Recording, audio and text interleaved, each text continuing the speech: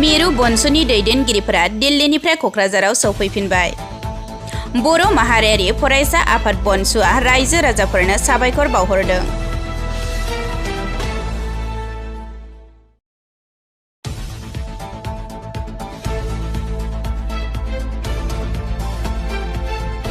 जोङो थांनाय 30 मार्च बेनिफ्रायनो जागायनानै दिल्ली फारसे आलादा बड'लेण्ड रायजो सोरजिनायनि थाखाय जोङो दिल्लीनि जन्तर मन्तराव 5 एप्रिल खालि धरनाखौ 6 घन्टानि थाखाय खालामनाय जादों।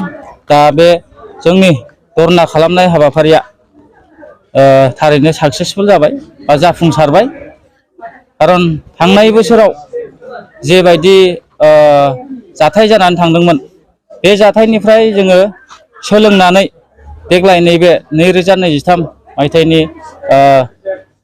5 एप्रिलाव बेयो थारैनो जोंनो दिल्ली सरकारा बा भारत सरकारा जोंनो पारमिसनखौ गनायथि होनानै बर' माहारियारि फरायसा आफादाबादि मोनसे फरायसा आफाद बा राजखान्थि नङै मोनसे आफाद बा सोमावसारारि आफाद बेखौ जोङो गनायथि मोनबाय आरो जोङो गोदान दिल्लीनि मिनिस्टारफोरजोंबो जोङो मिला मिसा जानानै जों बे पारमिसनखौ मोननानै दिनै बर' रायजो राजाफोरनि अनसुंथाइ बा बर' रायजो राजाफोरनि अननायाव दिनै जों दिल्ली फारसे थांनानै बड'लेण्ड सोमावसारनायनि थाखाय फैफिननो हाबाय।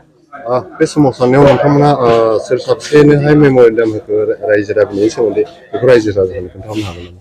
जोङो मेम'रेन्डाम हिसाबै गिबियावनो भारतनि prime minister Shriyut Narendra Modi, home minister Amit Shah, president of India Droupadi Murmu आरो जोंना union minister for social justice and empowerment बिथां रामदास आठवाले, जों बिथांमोननो जोंनि गोसोखांनायखौ गथायनाय जादों जाहाथे जोंनि बर' माहारियारि फरायसा आफादा आलादा रायजो सोरजिनायाव बिथाङा रामदास आठवालेया जोंनि थाखाय बहुद मा होनो बेखौ हेफाजाब होदों। दा बेनि थाखाय बिथांखौ जोङो स्पेसियेलि जोङो साबायखर बावो। नोंथांमोननि सोमावसारनायाव बड'लेण्ड आलादा रायजो सोमावसारनायाव रायजो राजाफोरखौ माबोरै सहाय खालामनांगौ? रायजो राजाफोरखौ जों गनायनांगोन। बर' माहारियारि फरायसा आफादा दिनै रायजो राजा आइ आफा बिदा फंबायफोरनि अननाय नङामोनबा बा बिथांमोननि अनसुंथाइ नङामोनबा जोङो दिनै गोदान दिल्लीयाव जों आलादा रायजो बड'लेण्डनि थाखाय जों सोमावसारैनो खाबुखौ मोननाय नङामोन।